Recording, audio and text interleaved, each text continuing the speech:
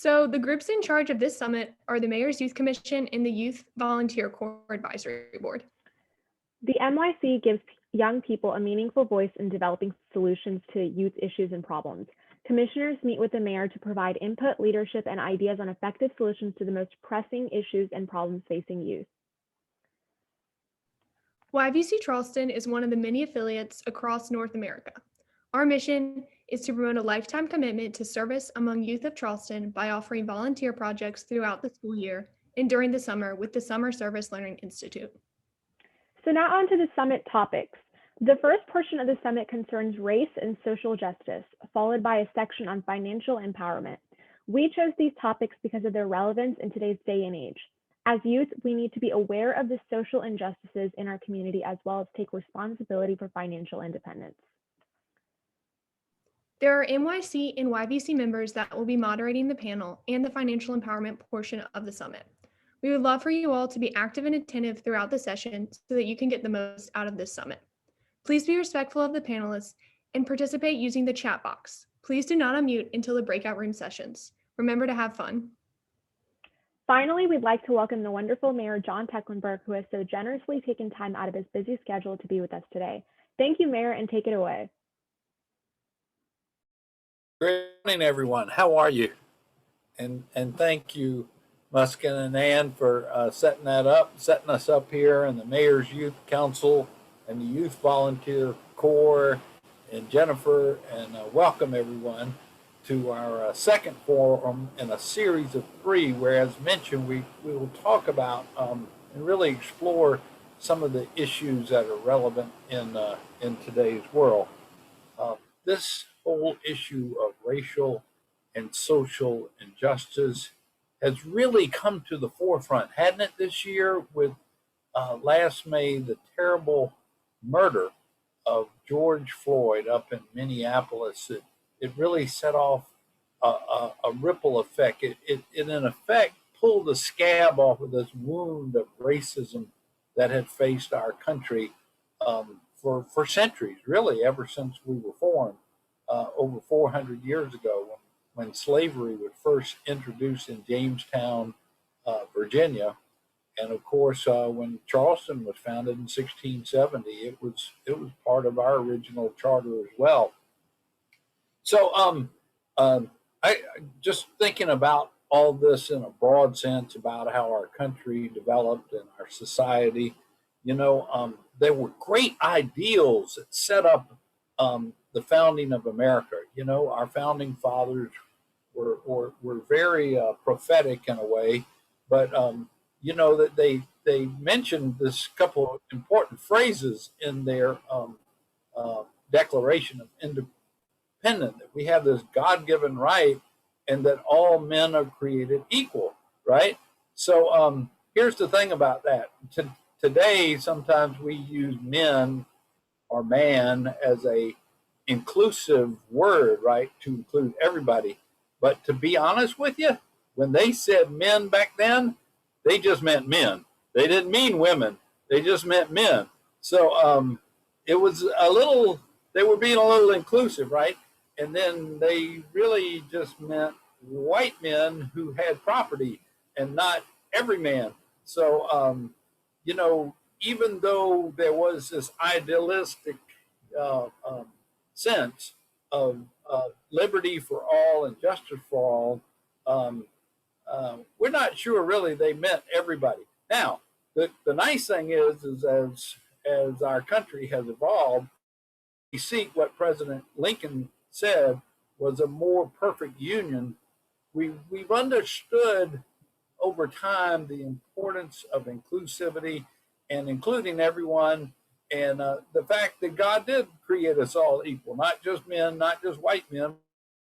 So, it was just 100 years ago that women gained the right to vote in this country. Okay, that was a big step. Of course, after the Civil War, President Lincoln passed the Emancipation Proclamation on January 1st of 1863, which legally freed everyone from the bondage of slavery. But as we know, many laws were put in place after that really kept racism in place. They called them Jim Crow laws. In the civil rights, they've tried to remove those barriers, but we still have a ways to go. And so all this history evolved over the centuries now for our country as we still seek a more perfect union, a more just union. And once again, that murder last year really kind of opened that issue wide open. So here's the thing why I'm so excited to work with Muscan and Anna and all the members of my Mayors and Youth Commission is because the future is in your hands to make this nation a more just and perfect union. And we're ready to pass the mantle on to you. And we all together need to think about those things we can do to make our city and our country a more just and equitable place. And so Councilmember Saccharin is going to talk about that in some detail because we formed last year this commission that I asked to be formed on inclusion and equity and racial conciliation, bringing people together. And what are the things that we need to do in order to accomplish that? And so he'll tell you more about it, but there's different work groups that we set up to look at everything from education to economic empowerment, to the way we police, our policing, to housing and mobility, to think about the ways in our society that disparities still exist, racial disparities still exist. Because over those centuries, what happened is you kind of had a system that was where inequities were baked into everyday life. And some people hardly even notice it. But we have to root it out wherever disparities and racism exist. So the other topic we're going to talk about today a bit, and I want to thank all the panelists that are going to be with us today. They're really incredible, knowledgeable folks. And then financial independence, we're going to talk about that as well. And we just finished celebrating Dr. Martin Luther King Jr. Birthday, right? Just Monday of this week. So this is a saying of his, and he has so many sayings that are beautiful, but one saying that really sticks in my mind has to do with basic economics. And he realized that maybe the hardest part in our society of bringing equity is the economic side of things, and empowering people to share the opportunities of a vibrant economy, right? It really helps your quality of life out long term if you have to have meaning in life, but also to have enough of an income stream to make things happen and feed your family or whatever you're doing in life. So, but here was the saying he had, because they fought so hard in the civil rights movement, even to have the right to sit at a lunch counter. Imagine that. It's hard maybe for y'all to imagine. I remember it early in my life that African Americans weren't even allowed in some restaurants to sit at the lunch counter. And so this, after they were successful in removing that terrible law, that Jim Crow law, so everybody could go to the lunch counter. So here's what Dr. King said: what good is it if I can go to the lunch counter, but I can't afford to buy a hamburger? Okay, so it's a very simple expression, but what he was doing was tying together the fact that, gee, even if you get all the laws passed and everything legally is equal and equitable, if I'm not making any money, if I'm not participating in the economy, then it's really for naught. I got to have both. And so having a basic knowledge of economics and being able to run a business even and manage money is an important thing for us all to learn, um, regardless of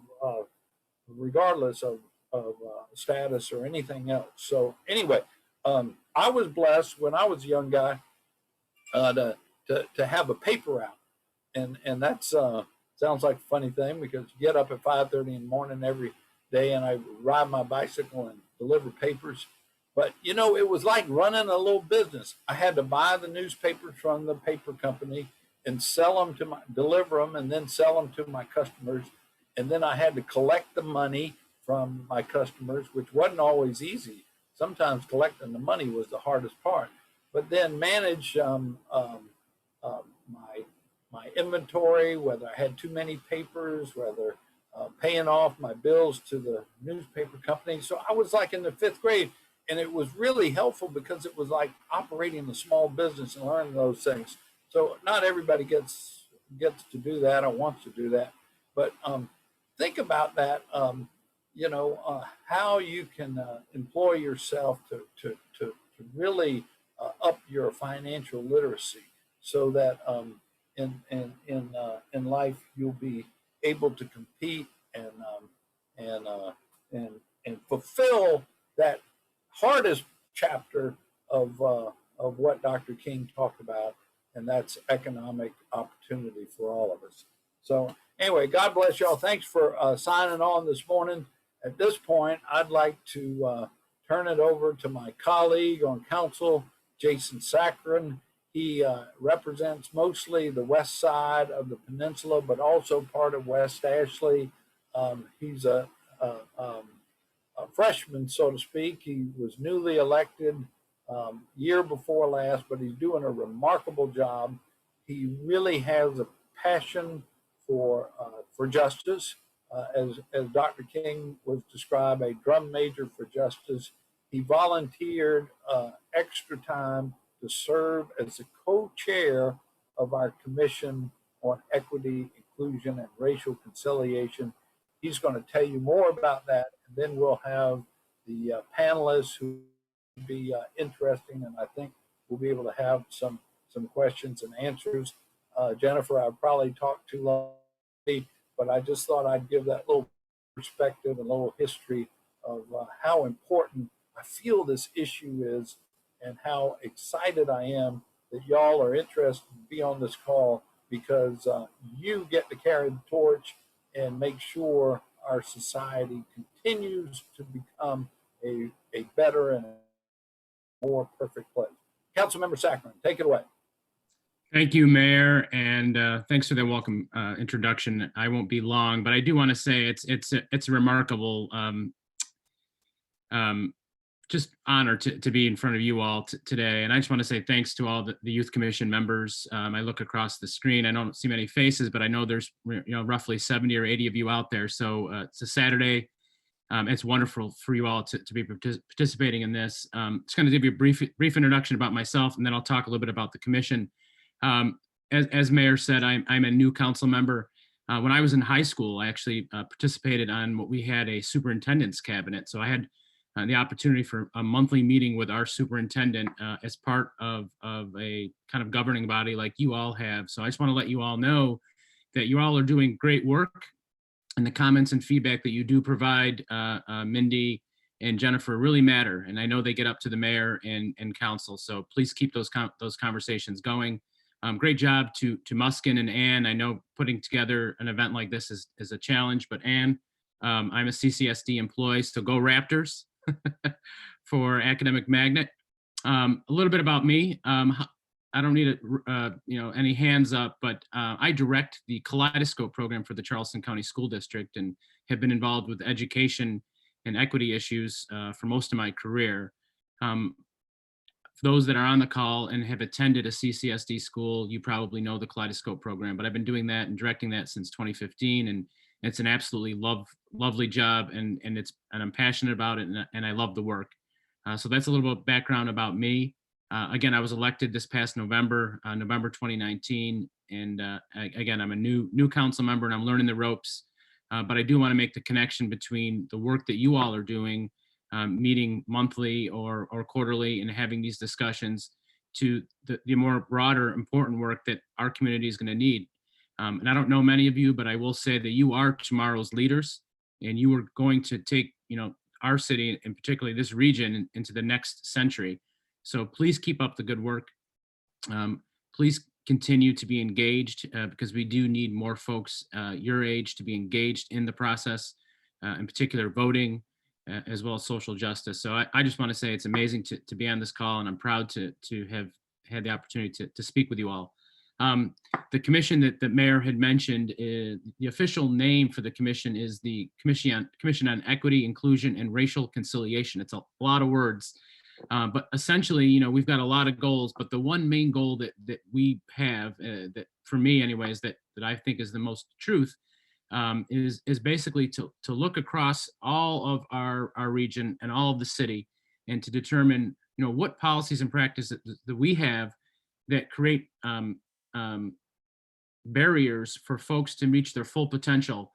That really is essentially the goal of the commission, and then basically rooting out systemic racism and institutionalized racism here in the city of Charleston.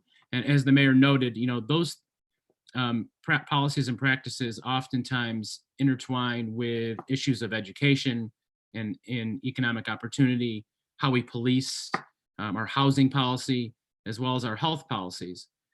So part of this commission is started in June. We've had several months to come up with some recommendations. We are hopefully going to be getting with the mayor and city council to announce many of those recommendations over the next month or two, and then get to work on making some changes. And I look forward to any feedback that you all have. We do have a subcommittee on youth and education, and I do believe we have a spot on that subcommittee for someone either on this commission or that's in high school. That was something that we felt very strongly about. I hope that as we continue with the commission's work, that we can really get more of you involved, and particularly on the youth and education subcommittee. Like I said, your voices, your ideas, that's what's going to bring us into the next century here in Charleston. So again, I'm honored to be here. I appreciate the warm welcome from the mayor. If there's anything you all need from me at any point, Mindy and Jennifer can get a hold of me, but I just want to say great job, Muskin and Ann again, and I'll leave it at that. Thank you for all the work you're all doing. Thank you, Councilmember Saccharin and Mayor Tecklenburg. For the attendees, if you have any questions for either the mayor or Councilmember Saccharin, you can put those in the chat box and we will make sure to get those questions to them.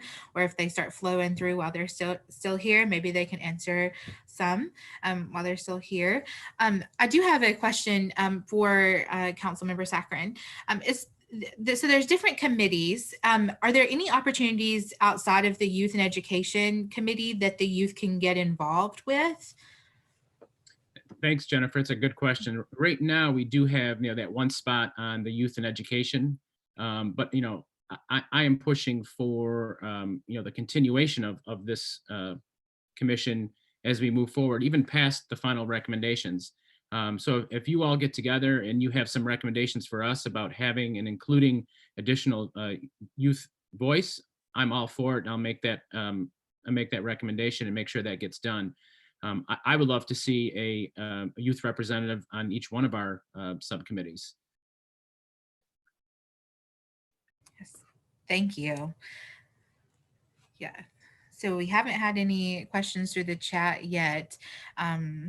But thank you so much for joining us. We're going to wait for our panelists to jump on, but I would like to take this time to let everyone know a little bit more about the NYC and YVC.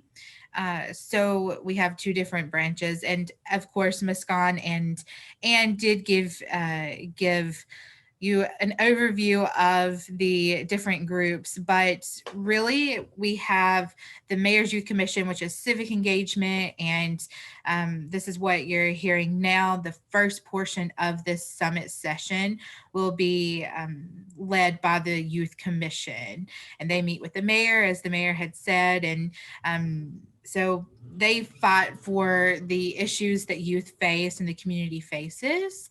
And then we have our Youth Volunteer Corps, which, as it says, volunteering. They're the service-minded, engaged in service learning. They go out throughout the months and volunteer and earn volunteer hours and address the community and the issues that youth face through service. So if you're interested in that, take note throughout this summit at the different members who have that title behind their name. And if you're interested, you can always reach out to them, talk to them throughout this summit. We encourage conversation. This is your summit. This is your voice. So please keep that in mind. We do have a couple of questions. We have one from Eli S. that says, have we worked with the CAJM? So Mayor or Jason, are you interested in answering that one for us? I can take a swing at that, and then if the mayor wants to chime in, I met with KJM when I was first elected, and I recognized that they're an important partner of ours. Just some background on the commission. You know, the commission is not just city council members. The commission is really being led really at the grassroots level with many community volunteers that represent and have tentacles in many parts of our community. I do believe KJM does have some sort of representation on our commission. But I have met with them, and you know, they're a great organization. And like I said, I think they do and are working on the commission with us. So thank you. Yeah, we work with CAJM to develop a racial bias audit of our police department, which we did a year before last, and they came up with about 87 recommendations, all kinds of things that we could do to make our policing in Charleston more just and fair. And many of those things we've already done, we're working on. It's not something you get done overnight when you have so many recommendations, but we're working on all of those things. And we hired a specialist, Wendy Stiver. She would be a great person for y'all to talk to as well, who's kind of overseeing all those recommendations for the police department. And then last year, I met with Representative KAJM, and we had a long discussion about affordable housing in our community. Actually, the city of Charleston, I would say, is the leader locally in providing affordable housing, but the demand is so high, we can't meet it alone. So that helped lead to KAJM asking county council to try to broaden this thing out, to have on the ballot last November a referendum asking Charleston County citizens to dedicate just a little bit of their tax bill to affordable housing. Now, unfortunately, it lost in a squeaker. It was like 49.5% were for it and 50% voted against it. The main reason we believe was that the county just did not put forth a definitive plan. They said, okay, will you approve the money? But they didn't really say how they were going to spend it. And so some people, I think, voted against it just because there wasn't a really great definition of a plan put forward. So we'll be working with KAJM and county council over the next year to develop that plan and put that referendum back on the ballot. All of you should be able to vote by that'll be in 2022, and hopefully we'll get approved and provide some funding for affordable housing. So year to year, their issues change, but we have and we'll continue to work with.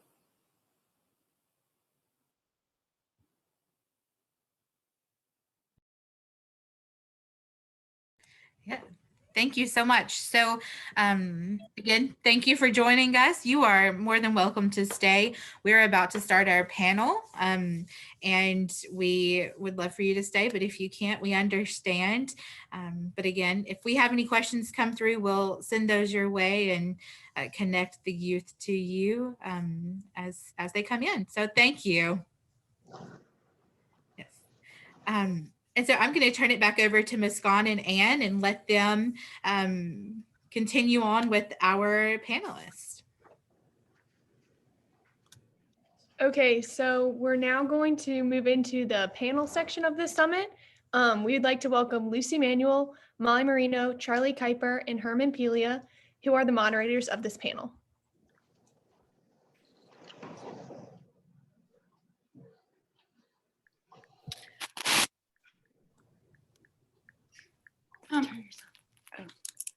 Hi, my name is Lucy Manuel. I'm also a junior at Acme Magnet High School, and we just wanted to get this panel started. Thank you so much for being here.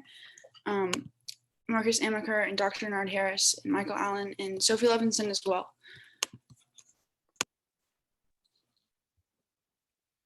Yeah, thank y'all for having me and having us. Definitely. Thank you all. Thank you as well for having us. Looking forward to this morning. And as well, sorry for that, if you don't mind giving like a brief introduction of who you are and how you've involved yourself in the Charleston community. Yeah, oh, you know what, Michael, to go first. I'm always so used to going first because of my last name, but you actually beat me, man. Sweet. Okay. Well, good morning, everyone. My name is Michael Allen. I'm grateful and honored to be with you all here this morning and to share whatever I can, a part of my public life journey. I'm native to South Carolina. I live in Mount Pleasant now. I was fortunate enough to work for the National Park Service almost 40 years. And during that time, the central part of what I was engaged with was, I guess, highlighting what was hidden in plain view in terms of history, culture of African Americans, of Gullah Geechee, and how African history, African American experience should be, needs to be, and it will be and shall be infused into our American conversation. Again, I'm grateful. And if I can say one thing, this morning, we all woke up in the Gullah Geechee Cultural Heritage Corridor. And yes, I had something to do with that. So I'm grateful to be here this morning. Thank you. Yeah, I'm Marcus Amaker. Happy to be here. I have been living in Charleston since 2003. Grew up military family, lived all around the world in Japan and England and Texas and Maryland. Decided to stay in Charleston because I feel like there's some sort of connection here that I felt in my spirit to really learn more about history. And I felt spirit sort of talking to me. It's one of the reasons I stayed here.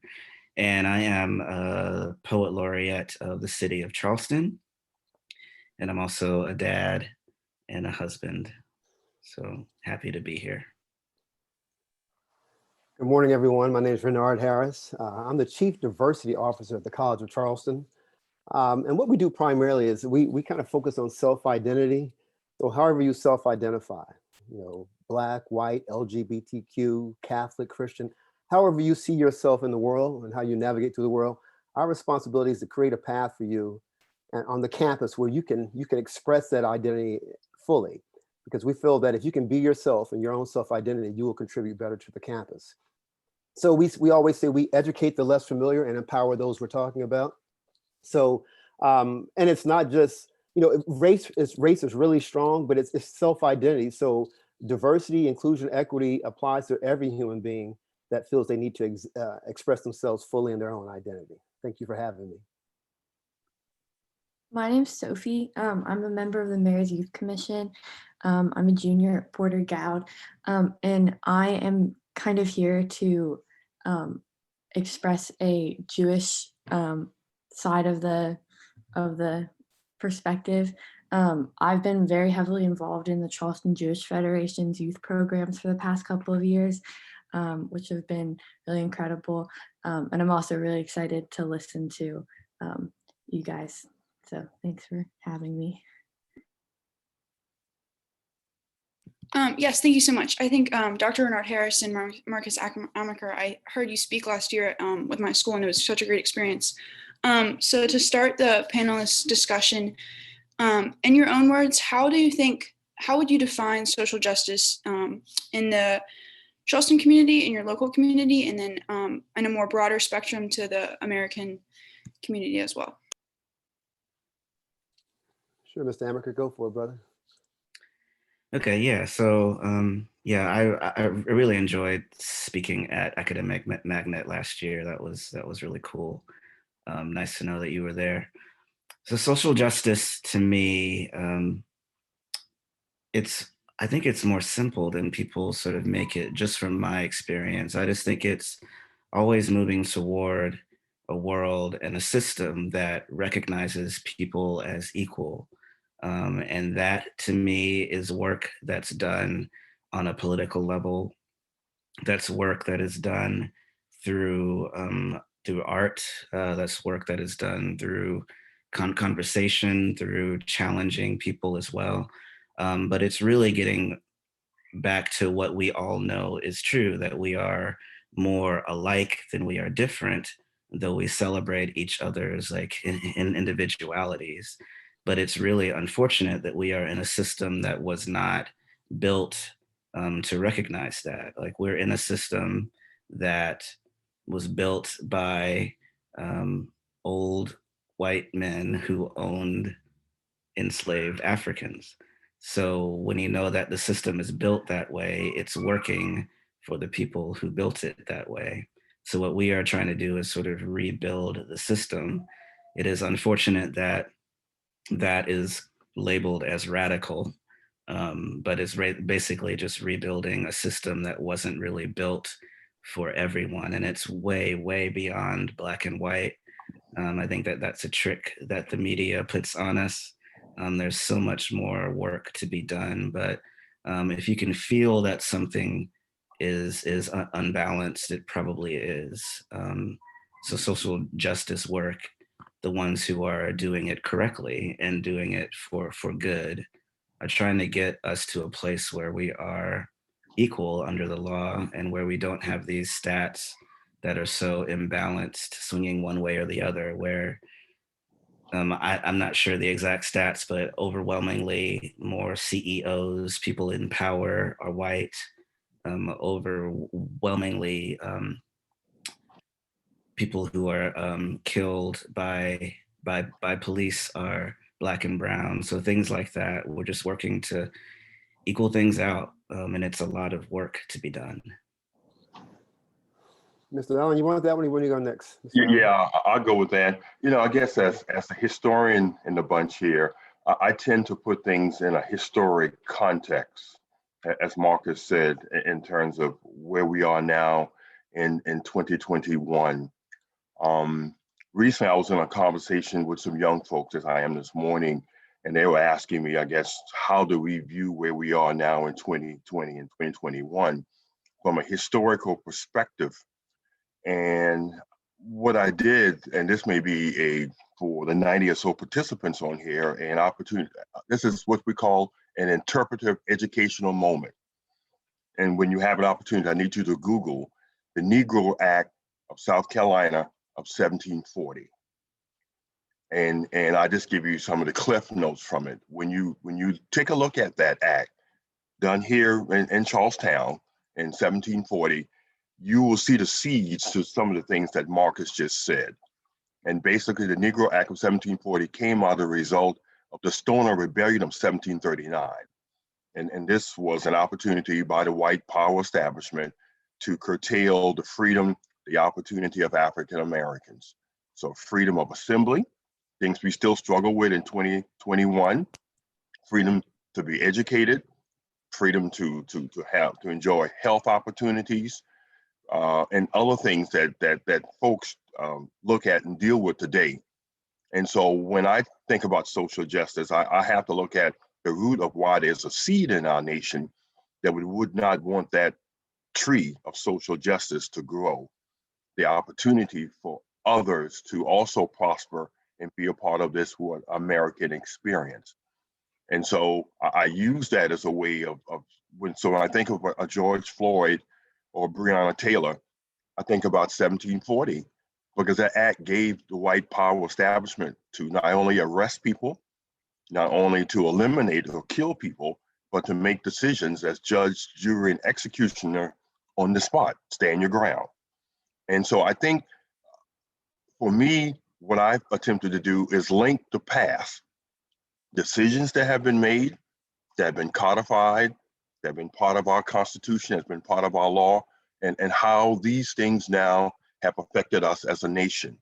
So when I saw what happened on the 6th of January, I immediately went back to the Negro Act of 1740, because these folks felt that they had the right to do what they did, because they had been empowered, at least for the last 4 centuries, to do what they did, because these thoughts, even though we may not live under the Negro Act of 1740 from a legal perspective, the thoughts and the attitude is still with us here today.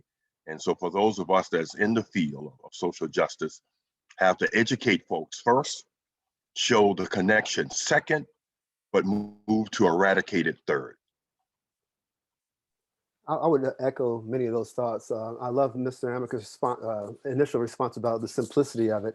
You know, a distribution of opportunity, and you can see it in the classroom. And so here's the interesting thing. You look at test scores at the end of the year. For years, it's majority white students are the best testers, and it goes down the line in terms of race. That doesn't make sense if there's equal distribution in terms of opportunity and education. It should be sporadic every year. One year it's, you know, it's Black, it's brown, it's Jewish, it's Catholic. It doesn't matter. It should be a sporadic number of who's doing the best. So anytime you have this sway, to their both those gentlemen's point, anytime you have this sway leaning toward one group versus the other, when it's supposed to be equal opportunity, you have to look at it and say, well, something's going on with this. So I'll just close there that social justice is about equal a distribution of opportunity. The mayor spoke about housing earlier. This is a distribution of opportunity for everyone to have a fair shake and a fair chance. Now, I won't go further because some may be thinking, well, it may be someone's fault that they aren't doing as well in class or they can't afford a home, but that comes from somewhere too. And I will close with this. It's not about blaming how it got there. Just know that it is there and that we need to work together to change it. Thank you. Okay, so hello, my name is Herman Pilia. I'm from Academic Magnet. I'm also a junior. And so while we wait for questions in the comments, I just wanted to ask you guys a question that we had prior to this youth summit. So first of all, one question that came in was, what can I do as a young man to ensure that my human rights weren't violated like 1740? I'll take it since I brought 1740 into the picture. I think the key is knowing yourself, knowing your past, knowing your history, but also be the commander of your destiny. I take my own personal life. 40 years ago, I began my journey with the National Park Service, working at a very sensitive place in American history, Fort Sumter, where the American Civil War began. Even though I was dressed as co-workers, did the same thing as others employees that was working at Fort Sumter, people asked me specifically, what you doing out here? And what do you have to do with the history of Fort Sumter? And how do you as a Black man tie into the American Civil War? And none of my fellow employees who were white got those type of questions. They were accepted as an employee of the National Park Service. But I was questioned why I was standing at a transitional place in American history as Fort Sumter. Now, I could have taken that in a negative way and say, well, wow, I don't even want to be in this type of environment. But I realized in the summer of 1980 that being there was important. And so I made it my mission for the things that had been left out, not included, not talked about, not engaged, to be brought as a part of the conversation. So, and I can say proudly, when you go to these National Park Service sites today, specifically here in Charleston, you will see a different tenor, tone, opportunity, and history that I did not see when I walked in the door on June the 1st, 1980. So I think the best way to answer your question is that you have to know yourself. And let me be honest, it wasn't sliced bread working for 37 and a half years with the National Park Service. Don't be fooled by anyone.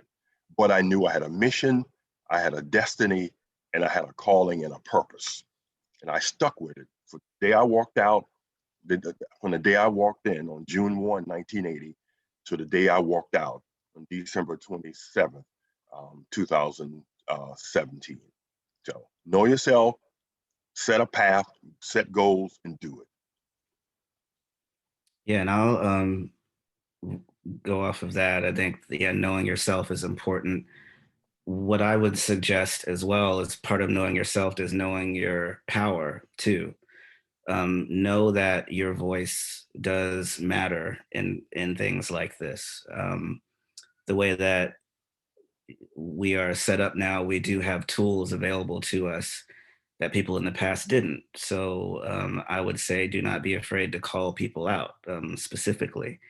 If something happens to you, you can call people out now. I think that's one of the good things about the internet and the social media and stuff. And I think that it is important to not be afraid, though it's okay to have some fear with this. But if something happens to you, call people out. We have to hold people accountable to what happens, because people are going to try really hard, and they have been trying for centuries, to hold on to this power, to hold on to things because they're afraid to lose it. And it's scary to a lot of people who don't even know any other way. Like, this is how things are supposed to be, right? But actually, I didn't realize the power of my voice until I got much older. So I would just always point that out to anyone, really. It doesn't, you don't have to be a student, but just know your power. There are things in place where we can call people out. There are folks on your side who will support you in that. And none of these systems are safe anymore. I think once people know their power, you know that people actually do have the power in all of this, and we can break it all down. Yeah, I'll just close with, the key to understanding democracy is education. So education is key. Learning how to navigate the world, everything those gentlemen said about power and knowing the self. And there's a gap that we need to exercise more. And we're beginning to explore it already in the 6th to 12th grade, kindergarten to 12th grade space. And that's that what you learn in classroom should be transferred outside of the classroom. So we hear about a number of identities in the classroom incessantly through many different courses, science, social studies, et cetera. But what we don't talk about enough is that we shouldn't judge and criticize and decide where we are in comparison to that. If we read about indigenous people or Asian Americans, like, well, I'm better. And then you go out so it's a matter of taking that information in and learning not to be judgmental so that you can see yourself not as better or worse, but as a human being. And at the same time, understanding your rights, understanding democracy, understanding where your feet land and being empowered. So it's I don't want to say it's complex. Life shouldn't be complex, but it's able to transfer what you're learning in the real world and understand the sense of democracy and that we all have a place here. Okay, so next Eli asked, can a system that was established in such an inequitable and oppressive way be changed, or does the system have to be dismantled and replaced entirely? I'll go on that one. I think, as we said earlier, education and knowing yourself are keys, but you also sometimes have to be willing to put yourself out there when you see things that you know that are systematic of a system of oppression. Again, I'm always about examples as a historian. When I began my journey with the National Park Service, the conversation of the whole start of the beginning of the Civil War was pretty nebulous, okay? States' rights, tariffs, the use of slavery as a key word as to the root cause of the Civil War was not in the discussion of the National Park Service. Sometimes also, I think the two brothers here can also attest that sometimes fate puts you in a place where you can have a voice. And when that opportunities are given to you, you need to be able to speak up.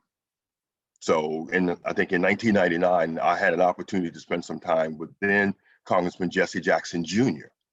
who was traveling across the South and visiting the National Park Service sites to try to get understanding how these sites were interpreting the Civil War in the context of saying that slavery was a central tenet of that war.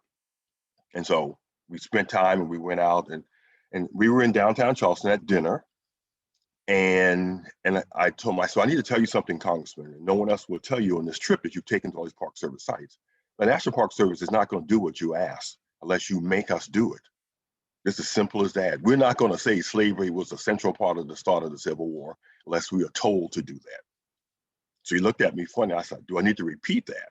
So lo and behold, in next year's appropriation for all of the fiscal budgets for the National Park Service, that question was asked of Civil War sites. How are you handling slavery in the context of the Civil War? And then also in the context of that same legislation said that you from this day forward will now say that slavery was a central tenet of the Civil War because historians agree on that. And so after that was put out, we gathered together in all places, Ford's Theater, and where the director of the National Park Service, African American, Bob Stanton, said that you will interpret in this manner and say it. When the Secretary of the Interior got up and said that as well, Bruce Babbitt, you will and you shall, and major Civil War historians. And then Congressman Jackson came and made his spiel. And he said, I wouldn't be here unless Michael Allen told me we should have done this. I felt like this big in Ford's Theater. I felt like Lincoln in Ford's Theater. But I realized that opportunity was afforded to me and I couldn't shuck away from my responsibility. And I said what I said, and it is a reality now. And so to the question, you have to, again, know yourself. Sometimes you put in places, offices, buildings, meeting spaces that you wonder why I'm sitting in here, but there's a purpose that why you're there. And when you know that purpose, you speak to that purpose. Yeah, and I'll speak to these questions are great. By the way, thank you all for all these questions. I think about the question that Eli put out about the system, how we can really change it, or does it need to be dismantled? My opinion is just to dismantle the whole thing, just tear it all down and start over. But unfortunately, I'm not sure that that'll happen within the next couple thousand years. I mean, maybe in the year 7022, we'll have a whole new system. So we have to work with what we are given, unfortunately, when it comes to this. So when it comes to this, I think the most important thing to work under a system that was established in such an oppressive way is to really know your power within that system. So, and the best way to do that is to vote. Now, obviously, the system was set up to not have the voice of a lot of people. There's ways to suppress voting. It's crazy to me that we can't vote online. Like, that makes no sense to me. Everybody's like, oh, it can be hacked, but I'm like, I do everything online. I mean, taxes, banks, everything online. So we have to be able to vote, and the people who are voting have to really look at the candidates that are running and are in the system who are willing to shift it enough to make it more equitable, to really be quote unquote radical. And again, that word, I always laugh when people called MLK radical. And I was like, what he was doing was natural. Like, I don't think that it's radical at all, but we're even using terms that aren't really pushing us toward where we need to be. But anyway, we have to work with what we're given as far as the political system is going, unfortunately. But I do think that there are enough people who are interested in changing it that could work within the system to make things different. I will never be a politician. I applaud the mayor. I applaud other folks who are willing to work within this. But if you have any interest in being in a position like that, I just encourage you to talk to people like Michael, talk to people like Dr. Harris, and learn the real history, and then see what you can do within that system to change it. And I'll add, yes, it's so we like the Wizard of Oz, click your heels together, Dorothy. We could change it tomorrow. We could change it tomorrow. People build systems. I mean, human beings built it, so human beings can dismantle systems. So it could change easily tomorrow. So, and here's a harsh way of looking at it. I think in this state, I think it's approximately 27% African American. You think every institution, whether it be CVS or the College of Charleston, can say, we want 27% in here tomorrow. Boom. It could happen. Now here's the interesting thing though. It's about power and control. If it does happen, oh my goodness, how much money will we lose? What's going to happen? Well, you build it back up. So yes, it could happen. Human beings build systems. If you want to talk about allyship, regardless of the color of your skin, you could go to your principal and say, there's 27% African American, X% Hispanic in the state. We should have that in this school. And we demand it as allies. And because the concern is, but if we change these numbers, our test scores might go down. We might not have the same reputation. But don't tell me it can't happen. I've been repeating this line jokingly saying, take the hit. It's those who decide to take the hit and say, you know what, we're going to do it tomorrow, as opposed to draw it out. It's happening. We're working on it. Well, I'll tell you this. I'm in my 50s. The same conversation I had my first day of my career, I'm having that same conversation now, almost 30 years later. Somebody's not telling the truth, or somebody's not capable. Could be me, could be the people I'm around, but we're not doing it. We won't take the hit. We're dragging it out to do the right thing, to have power and control of how it's unfolded. If you take the hit, I feel confident if you create that diverse community that we all morally believe we should, whatever you lose, you'll build back up over time. It's that trust, and it's that allyship that could happen. So yes, we could do it tomorrow if we wanted to, but it's about taking the hit and being strong and figuring it out as you go.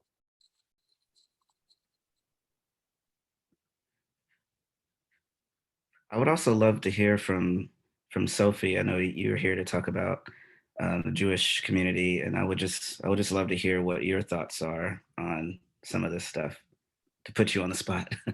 Well, thank you. So I actually was looking at the next question in the chat, and I think I could speak to that one pretty well. The question is, do you think that implicit bias training is effective and should be implemented into education and training? So if you don't mind, I can speak to that. So the Charleston Jewish Federation works really closely with the Anti-Defamation League, the ADL, and the ADL offers implicit bias training. They do it to schools, they do it to companies, they do it to organizations. And I have gone to some of those training sessions, and I have found that they are very effective. I mean, you hear, like, just sitting in on that training session, you're just kind of exposed to a lot of things that, like, you probably thought you knew and didn't. Like, I mean, I'm Jewish, and I went through a training session, and a lot of it had to do with, like, combating implicit anti-Semitism. Obviously, I'm not an anti-Semite, I'm Jewish, but hearing that training was actually really interesting for me. And I learned a lot about sort of the origins, which I know that Mr. Allen, you were talking about before, the origins of just hatred and discrimination, and where it comes from and why it has persisted throughout history for so long.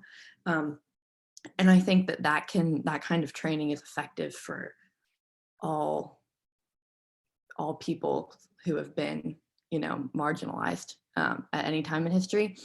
And I think that I think it's effective, and I think it should be implemented into all education and all training, because I think that it's really important that we view inequality as a sort of blanket thing that has infected our world, and in so many different ways, to so many different types of people.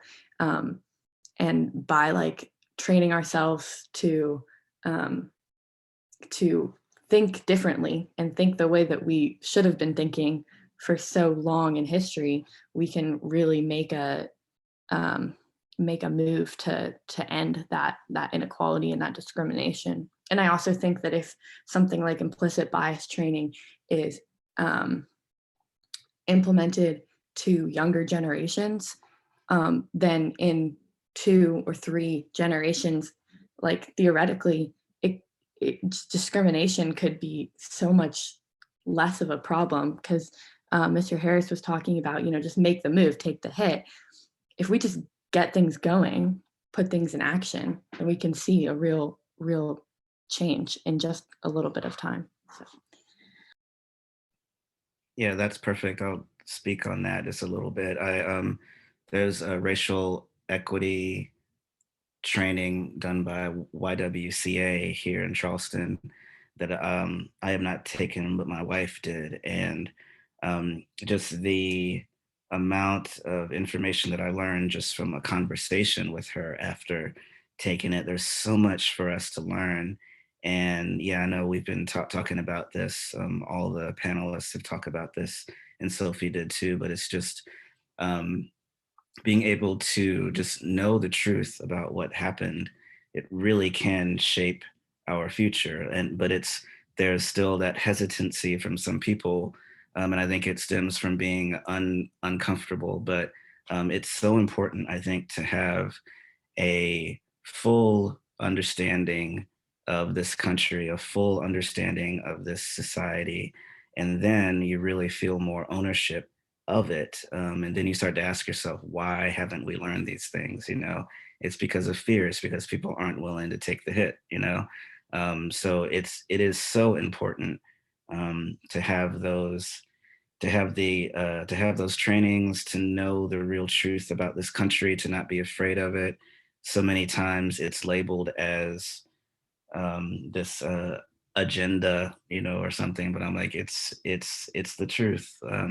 My daughter is a year and a couple months now, and the children's books that we have for her are amazing, because it's just telling her the truth, telling her his history. And I'm excited about what can happen for really young kids if they just know this as their normal, and then realize how crazy this is, and they can change things. So I just think it's so important. It all starts with the education system. If I can add, and I've advocated this in small settings, so this is another small setting I'm going to advocate this. We know after South Africa came out of its challenges and apartheid, they had a serious conversation to look inward at its history, at its challenges, the roots and the seeds of how they evolved to become South Africa, pre-Nelson Mandela. Reconciliation is what it was called.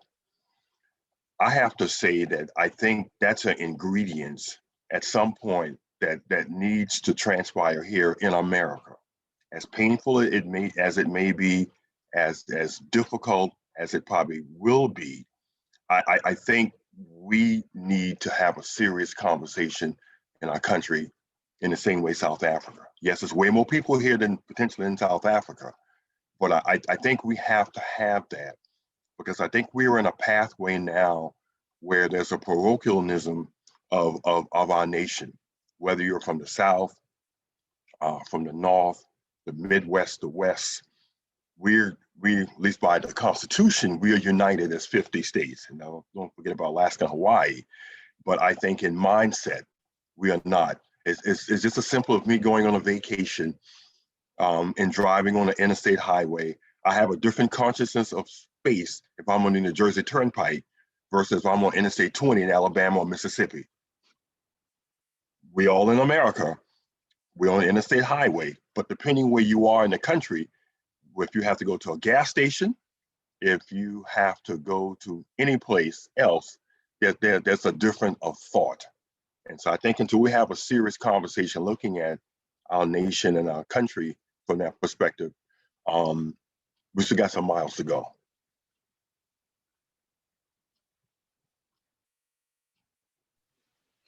Hi, I'm Charlie. I'm a junior at Academic Magnet, and I'm part of the Mayor's Youth Commission. And we're a little pressed for time, but I think we have time for one more question. So this is from Raheem, and he asks, many who have not experienced oppression call for full racial reconciliation, oversimplifying the movement toward racial progress and justice as hypersensitivity and failing to recognize that the former cannot occur with the latter first.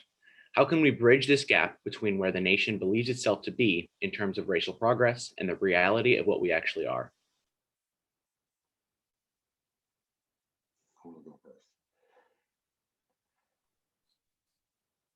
So I'll be brief.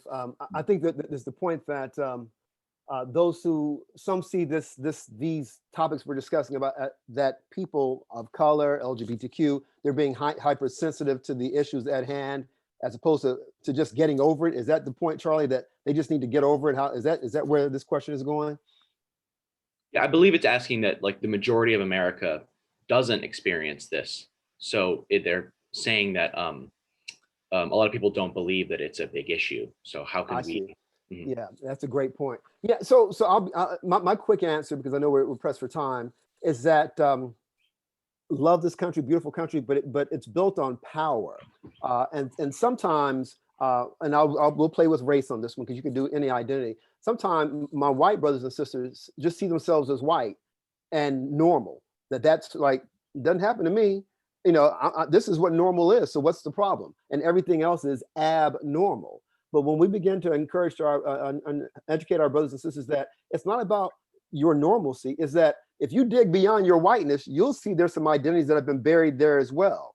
And so we this is an interesting paradox that we think Black, LGBTQ, Christian, Jewish, whomever you speak about is oppressed. But I think we're all oppressed until you are able to exercise yourself. So if you say, I dare you to say, I'm white and I'm LGBTQ, I'm white and I'm Jewish, because when you start sharing those other identities, you'll find something that considers itself normal and you abnormal. So the safe place to be is like a cafeteria. I have no salt and pepper, no seasoning. I'm just this. That way you can play safe, you can play normal, like everything is as it should be. So I think it's and I went a little long here, but my point is when we begin to uncover and discover that we all have these identities that need full expression, we'll begin to understand that we need to support and ally each other.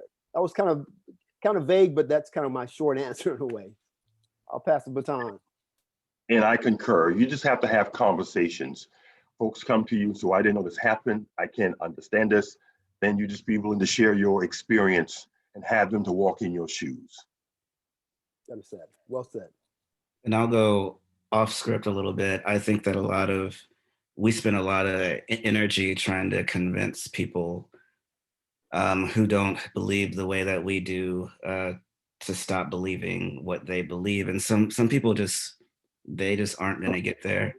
So I just think that we just have to stay within ourselves, keep pushing toward racial equity, and not worry as much about the people who don't understand. I mean, there are some people I could have conversations with until my voice box, goes dry, and they still will not understand.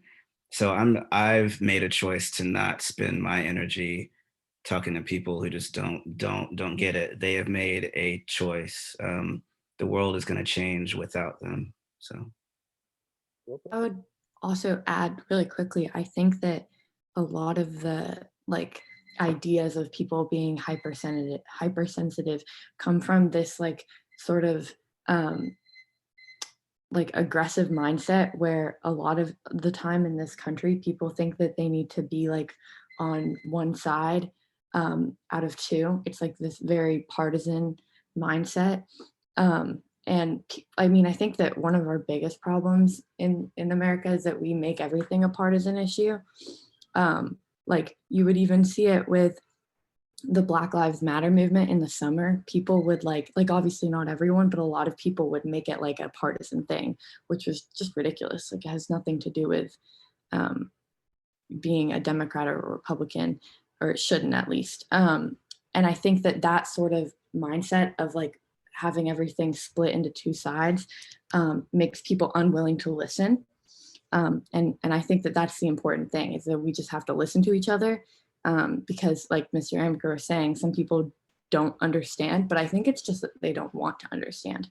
I mean, of course, some people will never experience the same kind of trials and tribulations that other people will, but opening your mind to listening to other people is sort of, I think, the best way that we can bridge that gap. And I just think it's really important that everyone remember that, just to open your mind and listen to other people and allow other people's perspectives to maybe change your own mind, because I think that's a beautiful thing, to be able to have an open and malleable mind. And I think that that would really, if we could do that as a nation, I think we would see a lot of positive change. So.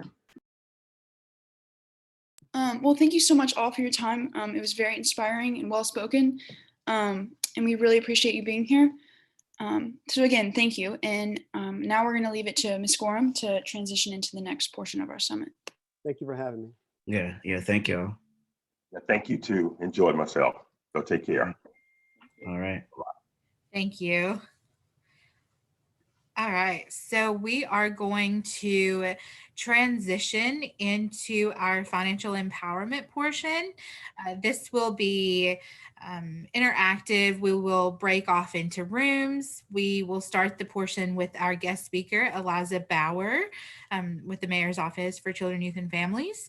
And she has some really important information to go over, and then we'll do our breakout sessions and we'll have a good time. So Eliza, thank you. Hi, thank you all for having me here. I'm going to quickly share my screen, and I have a little presentation. Don't worry, it won't last too long, and I'm a quick talker, so hopefully we'll be able to get through that. Can everybody see my screen? Is that up? Yes, no? Yes. Okay, cool. Alrighty. Alrighty, so we are going to talk about savings, budgeting, and paying for college. As Jennifer said, my name is Eliza Bauer. I work for the Mayor's Office of Children, Youth, and Family. I'm a AmeriCorps Vista, so I work through AmeriCorps, which is a program like the Peace Corps, but it's more localized to the United States. And I'll talk about that a little more later within the presentation. So just a quick agenda. We're going to talk about savings, then budgeting, paying for college. The questions and activities might be switched. So we might do the activity first and then questions. So we'll be flexible with that. Alrighty, getting into it. Why is saving money so important? Saving money is really good for your long-term financial stability. It's not always easy, but it's super necessary to save money for your future, and it really pays off in the long run. It can help improve your financial situation. Once you start saving, it becomes easier and easier to build up your savings.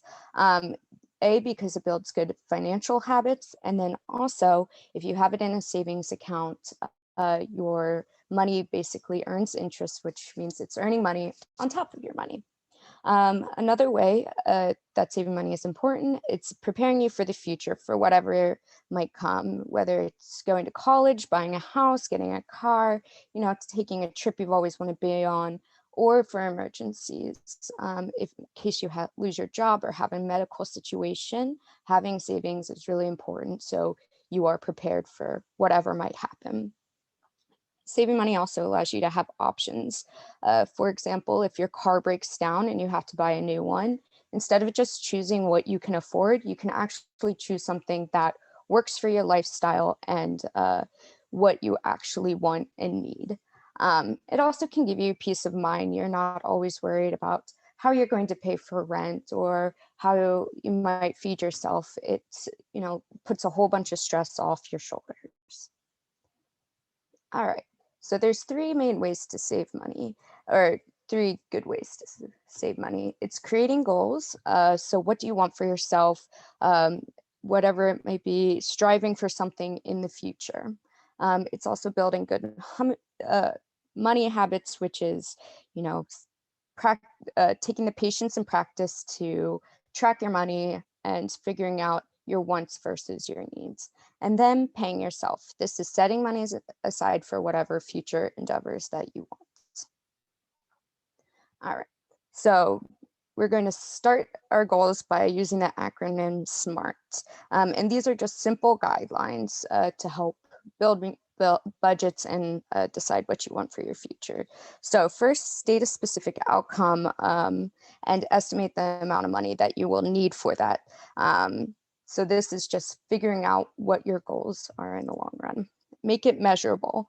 So on the way to achieve your final goal or your long-term goals, make little benchmarks. Maybe it's like within 3 months, I want to make sure I save $100, or by the end of the year, I want to buy a new laptop, something like that. So you can A, see the rewards of your work, and B, know that you're on the right track.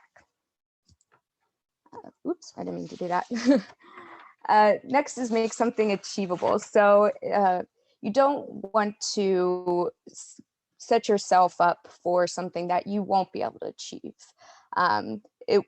So you want to set your goals and these benchmarks for something that is reachable within your circumstances and with the resources you have now. This achievable section can be adjusted based on your circumstances. So if you get a new job and you're able to spend a little more money, or save a little more money, you can adjust it. Next is being realistic. You need to make sure that what you're trying to achieve is plausible. You're not going to say, oh, I want to, buy a jet.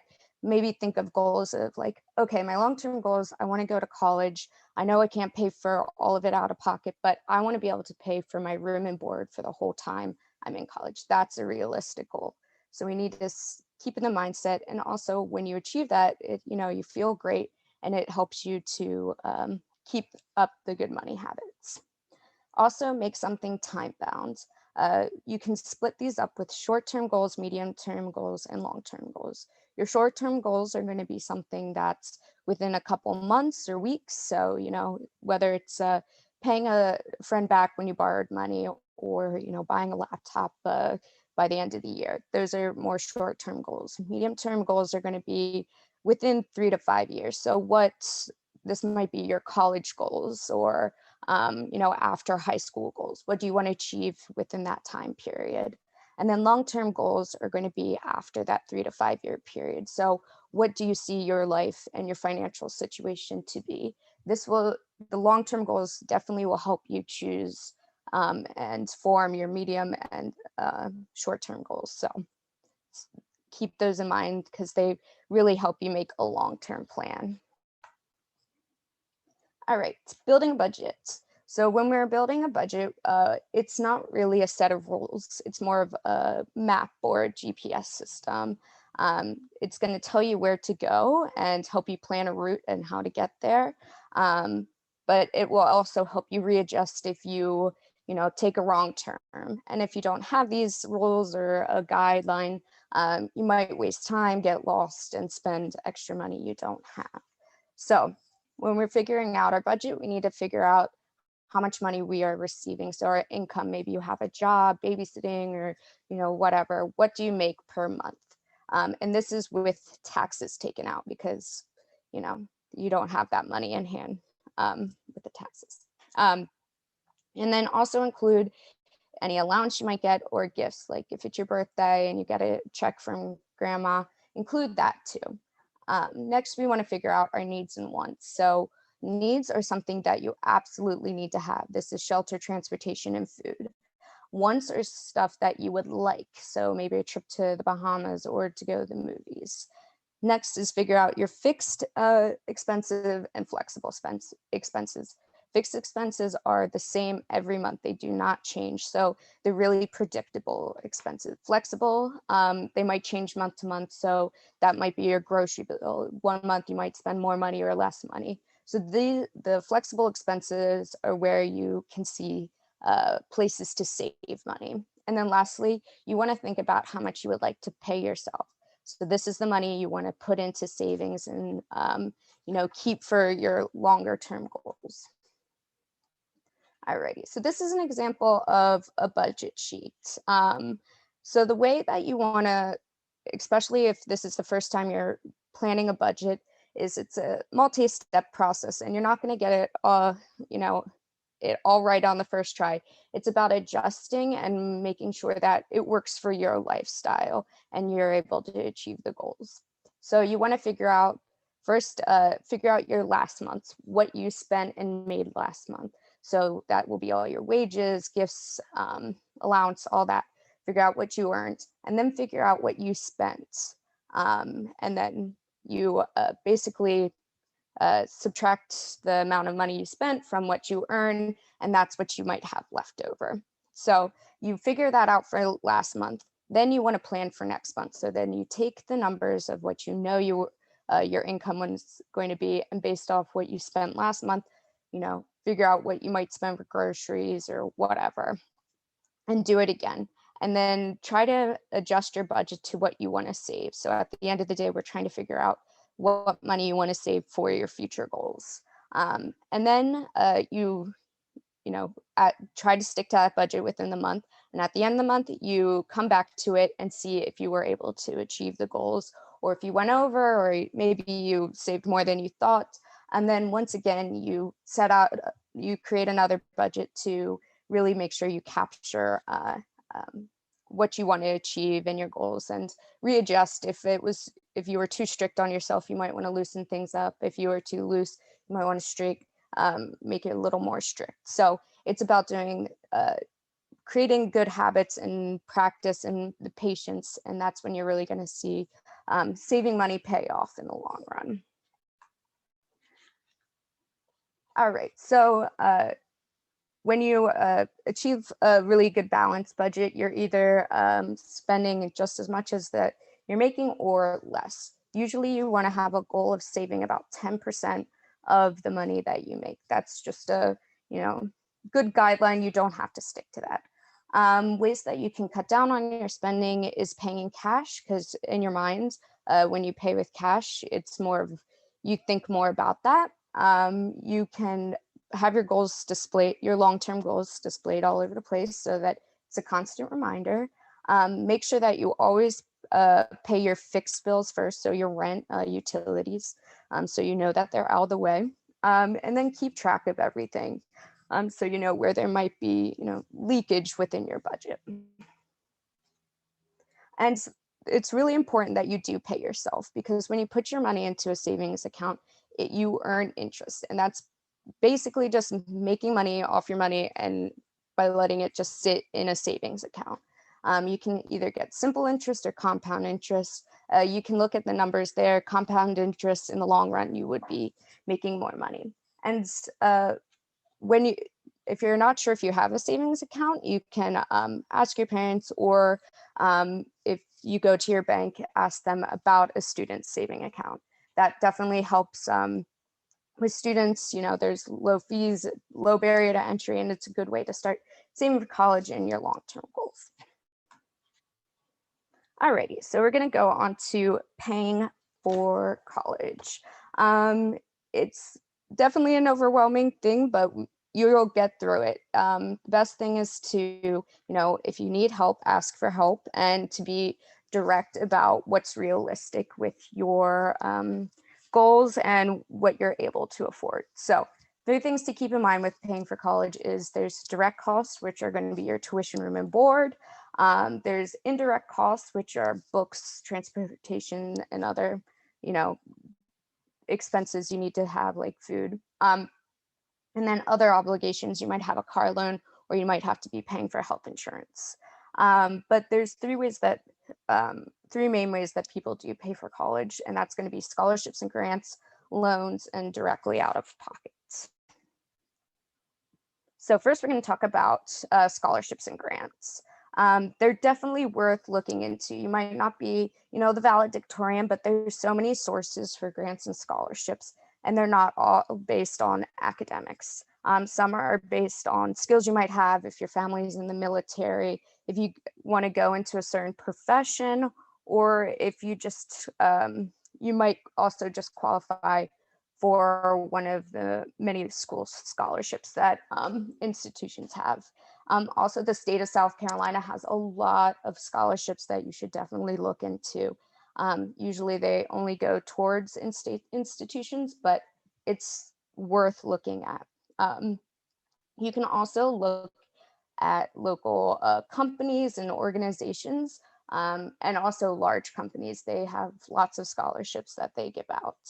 And just don't be afraid to apply or ask, and just try. Worst comes to worst, you don't get it, but it's really important to supplement as much as you can so you don't have to take out a large loan. Do the research, and then also ask the school that you're applying to, how do I apply for your school scholarships? Usually it's just an essay or just another form you fill out. So definitely look into that. And a packet will be coming to you all after this, and it will have a lot of links to a lot of scholarships and where to find them. So definitely look at that. All right, so the big one, loans. Lots of people have them, and it's really important that you know what you're getting into before you take out a loan. Student loans, you have to pay back. It's really hard to get loan forgiveness for a student loan. So loans are money that you will borrow, and basically they gain interest. So that is basically a fee on top of the money that you borrow. So at the end of the day, you'll end up paying more than what you borrowed. There are federal loans, and then there's also private loans. Federal loans are going to be what you want to seek out first, and then go to private loans. We're going to go into a little more detail in the next couple of slides about each one. But the most important things is you only borrow what you need. They're going to say, give you more money or offer you more money than you might need. Only borrow what you need because you have to pay it back. It's very important. Keep that one in your head no matter what. Also, if you do take out a federal loan, you have to fill out your FAFSA every year you attend school. It's not a rollover process. You have to apply every year. That's another big thing. Keep in your head. All right, so student federal loans, these are loans from the federal government. You have to fill out your FAFSA, and you will receive an aid package. Your aid offers types and amounts of aid for colleges that a college is offering you. So different aid packages will be for different institutions that you apply to, because different institutions have different costs. When you accept aid from them, you don't have to accept the total amount once again. But there are two types of loans that they might offer you. These are unsubsidized and subsidized loans. Unsubsidized loans means that you will start accruing interest on that loan right away. So once you take out the loan, interest will build. And a subsidized loan, you won't accrue any interest until 6 months after you leave school. So 6 months for a federal loan after you leave school, you'll start going into repayment. That's the time period. You get a nice chunk of time after you graduate that you don't have to worry about paying back your loans, but 6 months afterwards, you'll enter into repayment automatically. So the subsidized loan is the one that is cheaper in the long run. So if you borrow, there's an example at the bottom of the slide, you borrow $10,000 from the federal government, and it's 4% loan, you're gonna owe $400 each year. That loan is out. And then once you enter into repayment 4 years after you first initially got the loan, you will owe about $1,700. And then when you enter into repayment 6 months after you graduate, the total amount that you'll start owing is $11,700. Instead, if you got a subsidized loan, once you enter the repayment, it would only be that initial $10,000. I know that sounds really confusing. I get confused about it too. But subsidized loan means that once you go into repayment, it's just on that initial money that you took out of the bank and borrowed. Alrighty. So private loans are from private institutions, so they can be banks or maybe a nonprofit or the schools that you apply to. Private loans do not play by the same rules as federal loans, so you have to read the terms and conditions of the loan. Private loans can make you start paying back the loan right after you get it, They can have different interest rates than a federal loan, or they don't have to subsidize it at all. So it's really important that you read the fine print when you do a private loan. And private loans, once again, should be a second option to a federal loan. Also, you might have to have a cosigner for a private loan, and this means somebody who, probably a parent who signs and says this person will pay back their loan, and if you aren't able to, they will be obligated to pay back your loan. So very important, read the fine print for a private loan, because they can make up their own rules. Once again, these loans might come from your bank and other private institution nonprofits. And if you want to do some research on where you can find those. All right, just some tips about loans. Borrow only what you need, or as minimal as possible. Don't be afraid to shop around for lower interest rates for those private loans. Pay down, if you have an unsubsidized loan, pay down the interest right away. So, and while you're in school, so when you have to go into that repayment period, it's just that initial $10,000 that you can start paying back instead of that $11,000, as the example said. Pay back as fast as you can, so you don't keep accruing interest. And when you're in school, ask the school if you can go into a payment plan instead of doing lump sums. This can help you make paying out of pocket a little more easier, so you don't have to put up all the money up front. So a little bit about loans. It takes a long time to pay them back. Average amount is 20 years. So you have to really think about the long-term consequences of taking out the loans. You might not be able to save money or, plan for other large purchases if you decide to take out a lot of federal or private loans. Missing a payment can lower your credit score, and your credit history will seem a little off to banks. So they might not approve you for other things like mortgages and loans. So make sure that you're always on top of these payments. As I said before, repaying loans is really the only way to guarantee to get rid of them. They're very hard to get forgiven.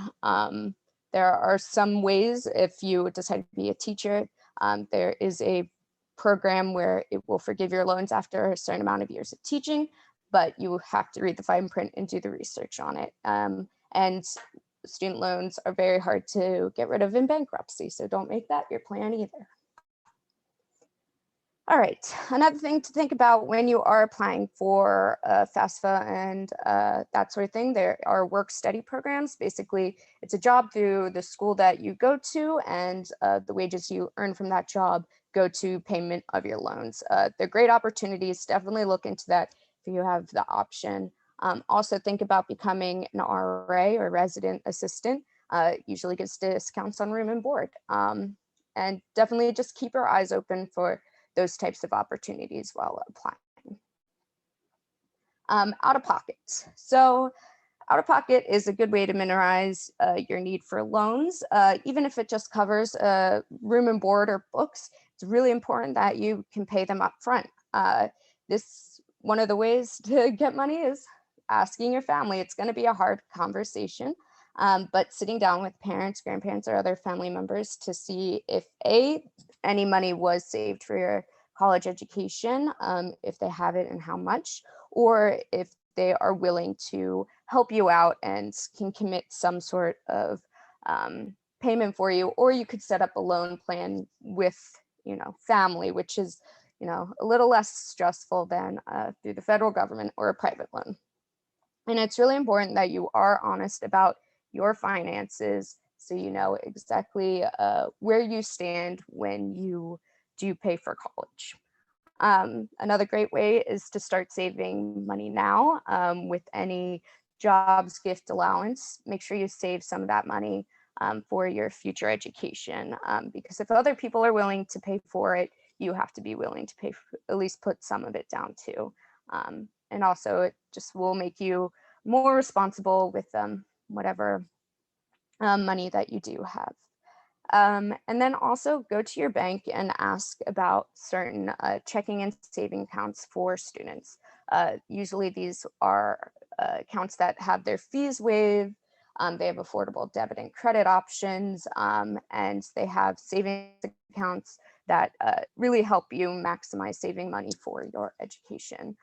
So feel free to ask them about those options. Also, if you have any questions about student savings or credits accounts, you can email me and I can give you some good options for you.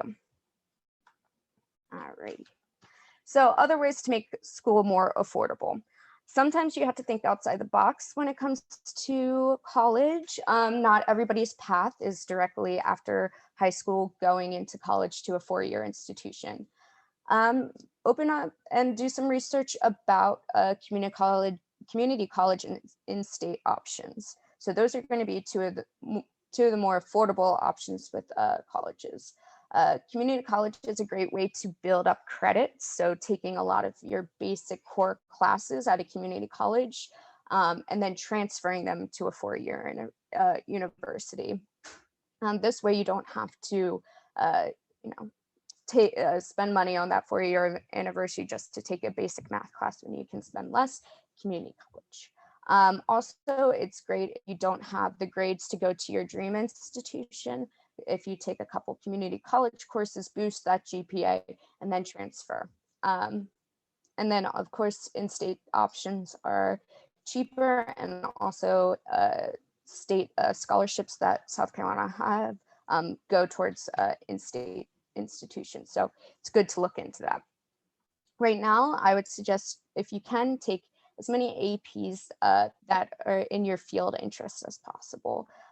These APs usually transfer to college credit, and especially if it's in a field that you're interested in studying, you don't have, the beginner courses are essentially what an AP would have been, so you've already taken it, and you can enter into a higher class level and really get going into something that you're actually interested in.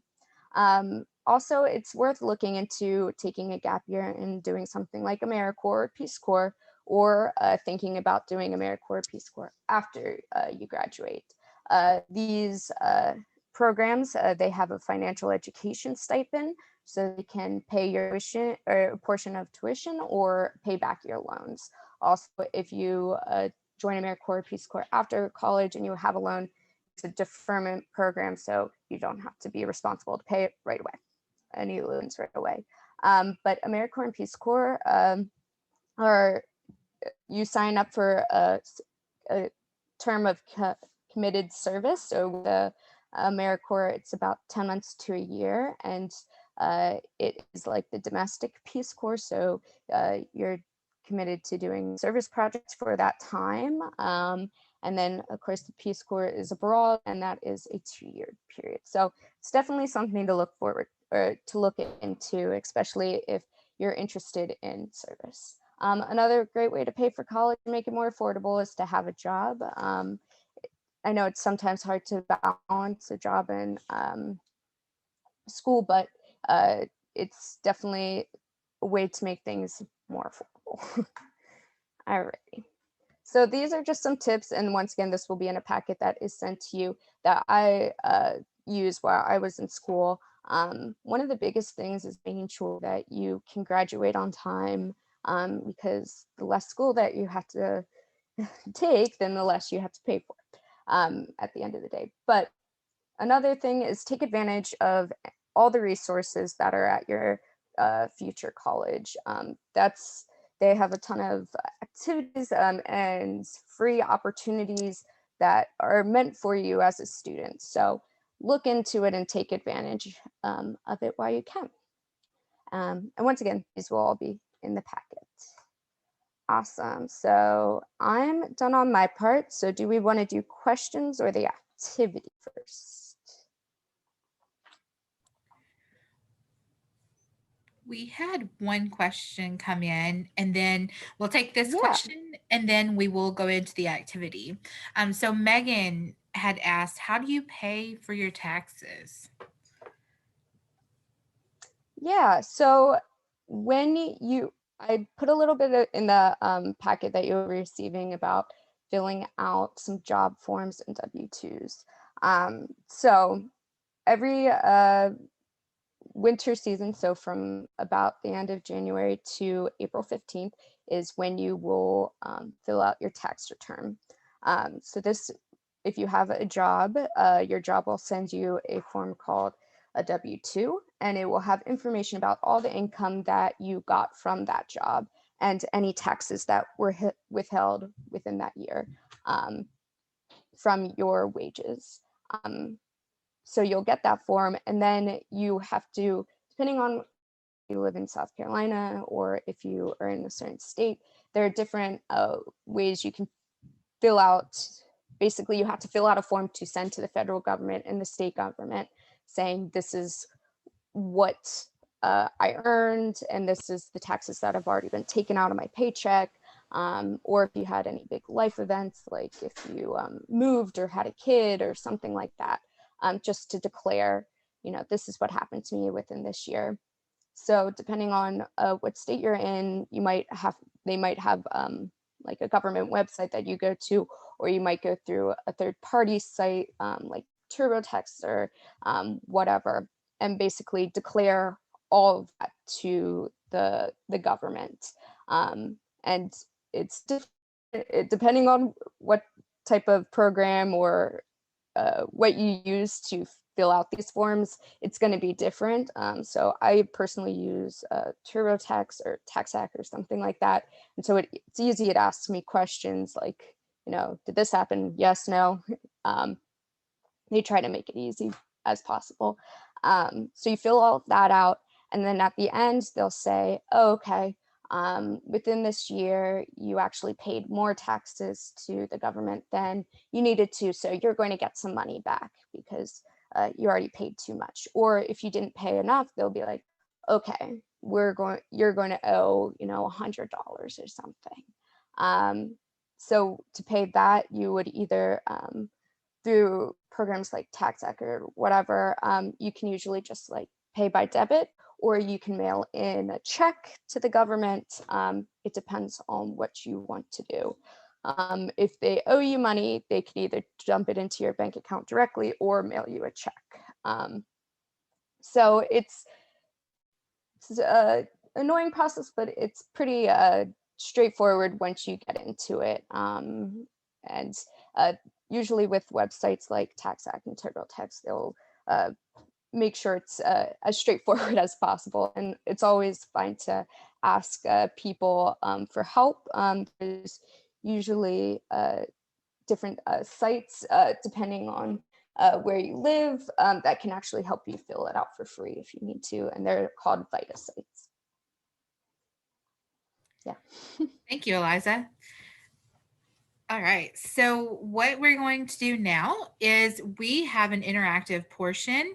In a minute or so, you will be broken off into a breakout room, and we will play an interactive game called Play Spent, and it's really fun. It's very interactive, so please interact in that portion, have your voice heard.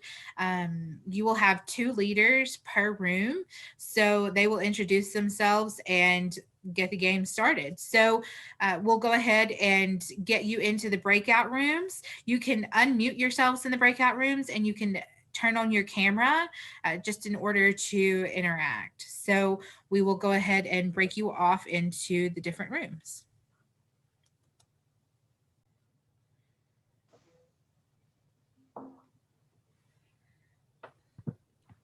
Hi, everyone. Hey. Hi. So I was in charge of showing you guys the game. So what this game is, it's called Spent, and I'll be sharing my screen so we can all play it together. And Spent is basically about how well you can use your money to see how long you would last in the hypothetical place you're living in. So if you guys would like to chime in, please unmute your mics because that's how we're making decisions. And if you want to turn your cameras on, you can. You don't have to, but I do like to see people. So whatever you guys want. But okay, I will share my screen.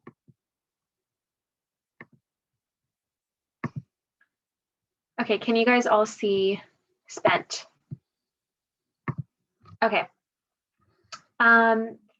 So Kiori, are you the chat moderator? Yes, I am the chat moderator. Okay, so what you guys can do is if you want to unmute your mic.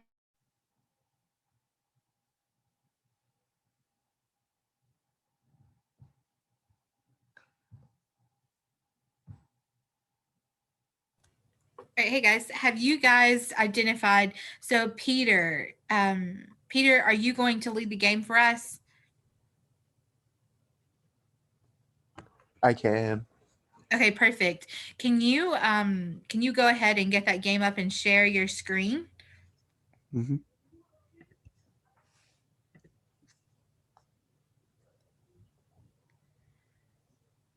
Perfect. Thank you. And then we will go ahead and get started. So Peter, I'll let you go ahead and lead this game. And for everyone who's in this breakout room, questions will come up. Make sure that you answer those questions and come to a consensus as a group.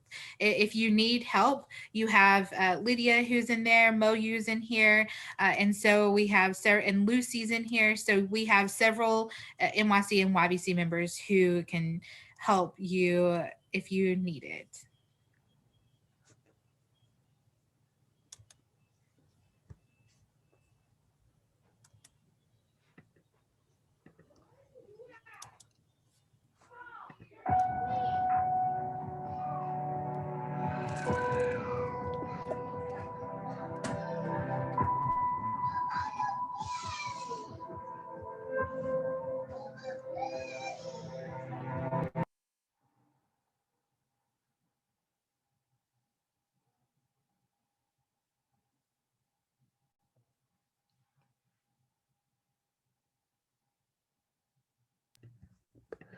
So basically, we have to choose a job and we have to make it through, I think it was 30 days with the money we have.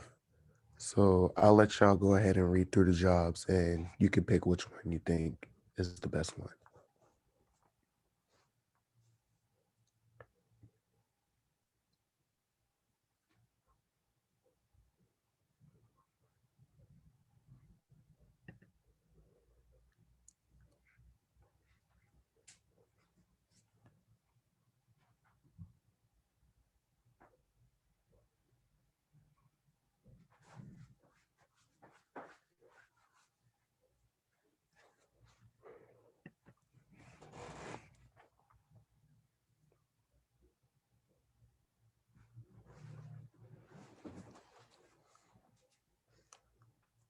Okay, I see one person who said the restaurant.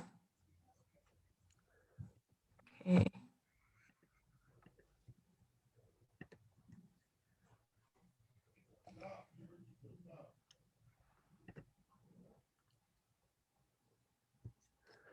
Okay. So this is basically, I think this is insurance. So we gotta come together and choose one.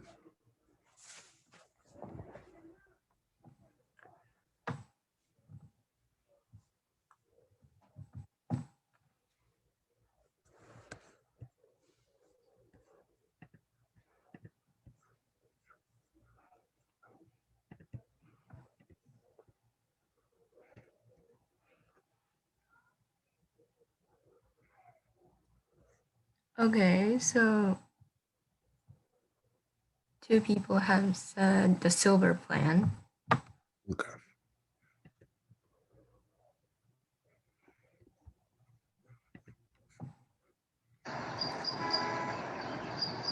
Okay. So at this part, we can either choose to live closer to work or further away from work.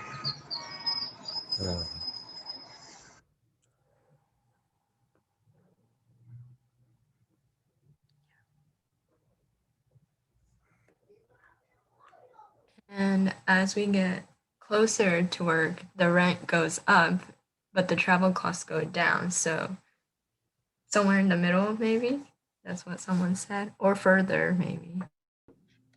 see. Oh, do we have chats? Middle. Yeah, I think this is a good middle place. So I think it's deeming everything that's like farther than 15 miles just farther. So you chose to live farther away from your job, so your rent is lower, but your gas costs are higher. In fact, for every dollar a working family saves in housing, they spend an additional 77 cents on transportation. Oh, and another thing, they don't really explain this, but on the left, under need cash, you have a few options that you can do if you're really kind of close to running out of money.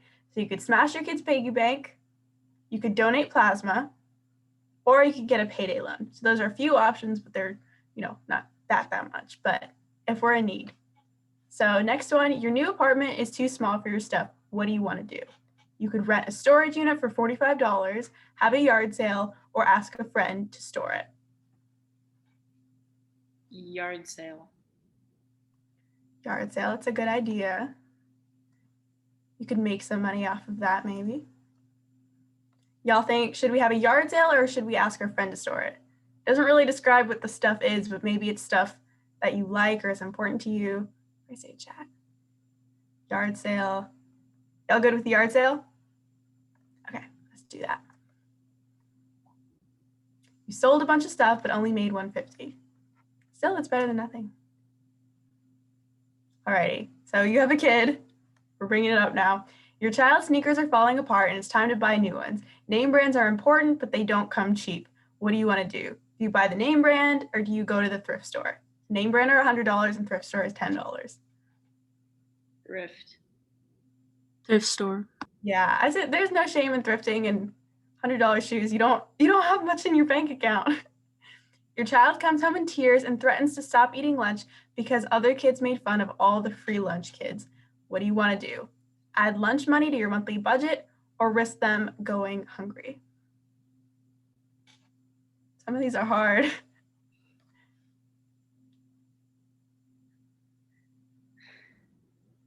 I kind of maybe think we should, because it's for your kid and it's lunch money, I feel like that's kind of important. I'm leaning a little bit towards to the lunch money one. Anyone have thoughts? I agree. Yeah, okay. $3 a day doesn't seem like much, but a month of lunches takes a big bite out of your cash. All right, as if we didn't already have enough to deal with, 2 bills are due today. What do you want to do? So I guess you have your gas bill and your electric bill. So you could just pay the gas bill, which is $100, just pay the electric bill, which is $125. You pay them both, so that's $225, or you could borrow money from a friend to pay them. Those are both kind of important bills. But should you pay one, just one or the other?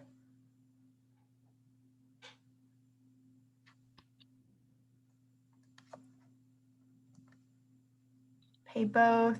I'm seeing pay both. Alrighty, let's pay both.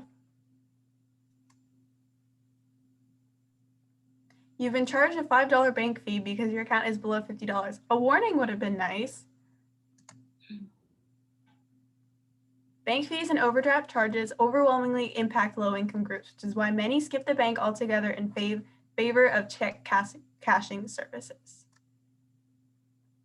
They have $30.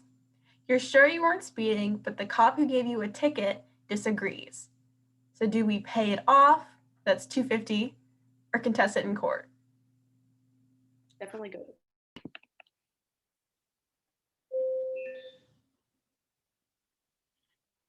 You're walking into work when someone approaches you in the parking lot. They want to organize a union and push for better pay. Do you want to talk to them or keep walking?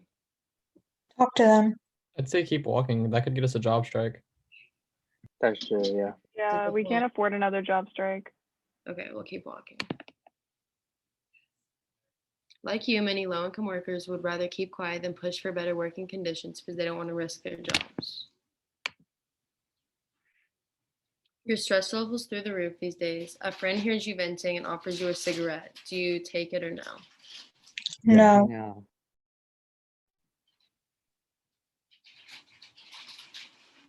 One of the main reasons people start smoking as adults is stress. There's a misconception that smoking relieves stress, so some people pick up the habit during difficult periods or life transitions. Do we want to answer it or ignore it? Answer. Hi, I'm calling from Consumer Collections Corp about the overdue charges on a vehicle in your possession. Hang up. Hello? Hang up. Hang up. Yeah. If you don't make a payment, your car could be repossessed, just like the 1.3 million autos that were repossessed in 2012. So we have to get a car loan of $500 to fix this. Your best friend from childhood is getting married and they want you to be in the wedding. The only problem is it's in another state. So do you fly to the wedding for $350 or not go? Not go. Not go. It's easier to look for extra ways to make money if you have access to the web, but you don't have internet at home since you moved. Do you want to sign up for home internet for $60 a month, get online at the public library, or go without internet? Public library. Library. And what are we going to do about the car situation? Do we need to address that? It's $500, so we could. I don't understand if I click that to get a loan. I'll click it. I don't know. Okay. Oops. Oh, we ran out of.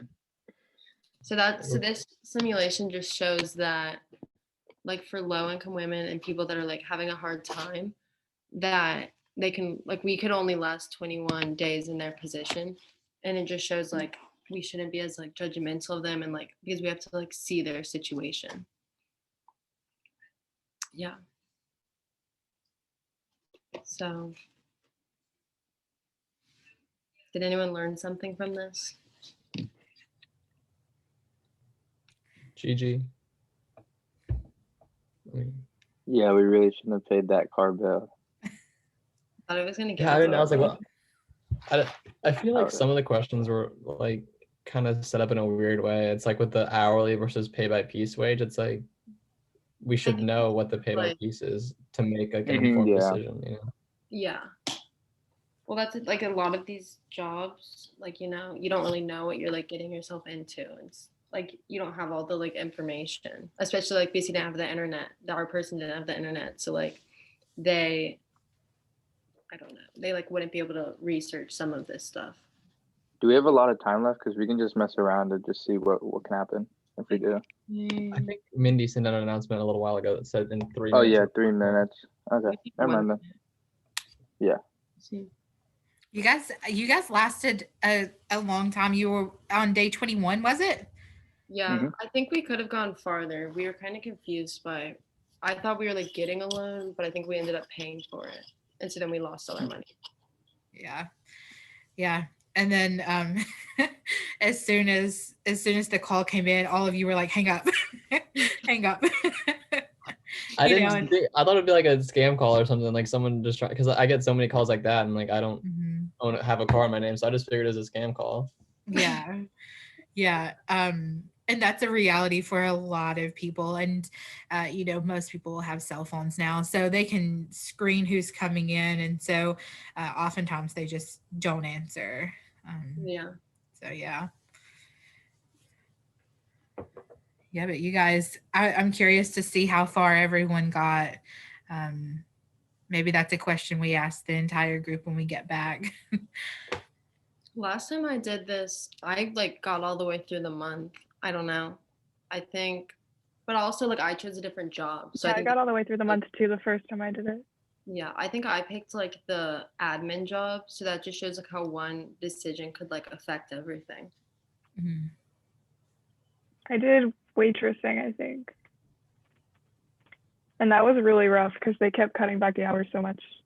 Yeah, and I had a lot of problems like with my kid. Like they had like problems in school or like they were sick, and we didn't really get, I don't know if we just didn't get as far to have those problems. With like the package moving one, when I did it, I had a bunch of like health problems that also played a role. So that kind of sucks if people were to have that kind of problems and trying to make money at the same time. What was surprising to me was like how every single day almost it seemed like there was some sort of new like expense that couldn't be avoided, you know? Yeah. Like it felt like just like we couldn't really get a break. Yeah.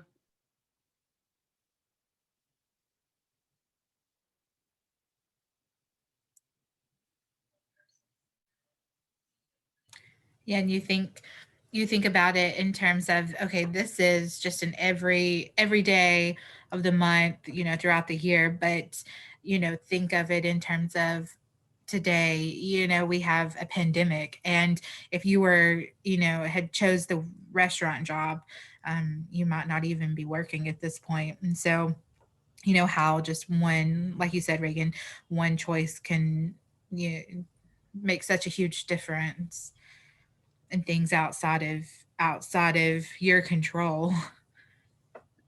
Yeah, I think I almost like one of our choices I almost said like I don't remember which one it was, but I was really thinking like how different it would be if the question had been asked right now. I don't remember which one it was. Was that the one where it's like you're not like you're feeling sick, like you have a fever, do you go into work? Yeah. Because like now because of all the like I mean if you feel sick it's like you 100% should not go into work. But I mean because they kind of like feel like they have to. But yeah.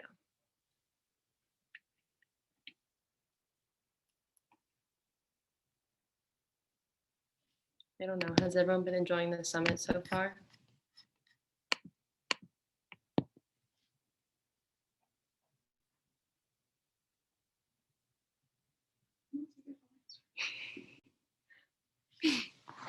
Yeah, I thought the panelists were really interesting. Me too. I really liked hearing all of our the social justice summit panelists like answers to all.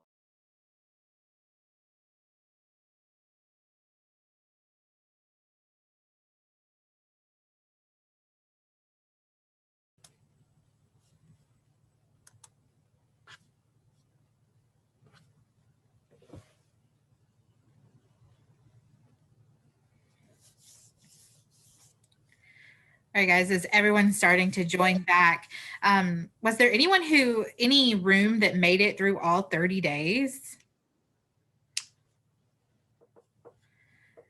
I'm curious to know how far, if we could have the moderator from each room just shout how far they made it. We made it to day 13 on our second try, but I think with more time, I think we could have made it. Made it to day 14 on our first try. We made it to day like 21 on our first try.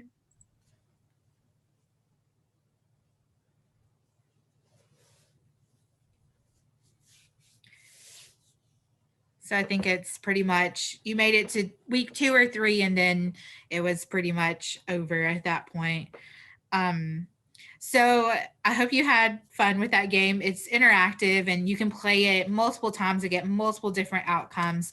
But we really just wanted to take the time to show you some real life examples of situations where you have to pay for your car note or your child gets sick, and you know how to budget and manage your finances appropriately. And you know, that's what Eliza was here for. She did a great job presenting that information.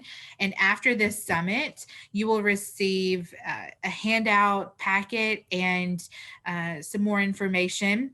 But before closing out, I'd like to take the time for Sophie to tell us a little bit of information. Hey guys, so I wanted to thank you all. Oh my gosh, I'm so sorry, my dad's phone.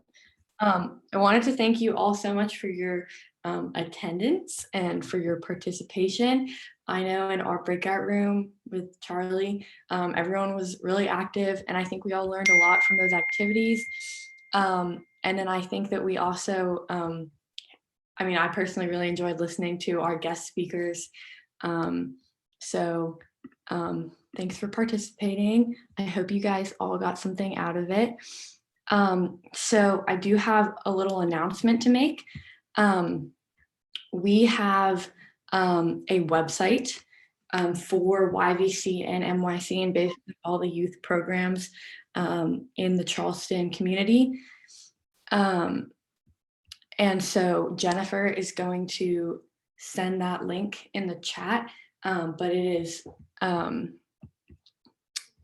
it's a really nice website where everything is sort of organized into one spot, which also might be helpful for you guys to get some information if you're interested in joining the Mayor's Youth Commission or YVC.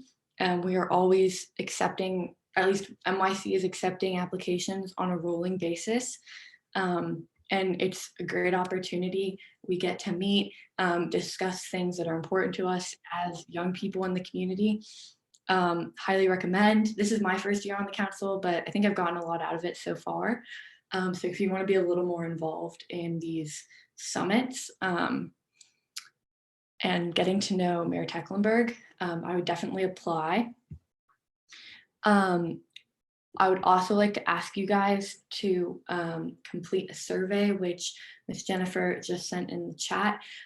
These surveys are important because we really want to know how you guys felt about our little summit today, because it'll help us plan future summits. We want these to be as beneficial and interesting as we can make them for you guys. So your input will really help us to know what we can do in the future, because we will be having more summits this year and next year, and then next year, hopefully they can be in person. So yeah, please give us your input on that. We would very much appreciate that. And then we will be accepting applications. You can email them to Miss Jennifer. Sorry, I think I already touched on that. And then lastly, I just wanted to thank you again for coming. I hope you all enjoyed it. I know I had a good time. If you have any questions, you can send them in the chat right now before we close off. Or you can go to that website, charlestonyouthorg.com, and contact someone who can give you a little bit more information. So thank you again, everyone. Have a great day. Thank you, Sophie. Thank you again for everyone. Please take the time to take this survey. I will be following up with everyone who attended, giving you a packet, letting you know about our website and how to verify your hours for this summit. So thank you again, and I will be in touch. Thank you, Ms. Jennifer. Yes. Have a good one. Thank you. You too. Hi, Ms. Jennifer. Thank you.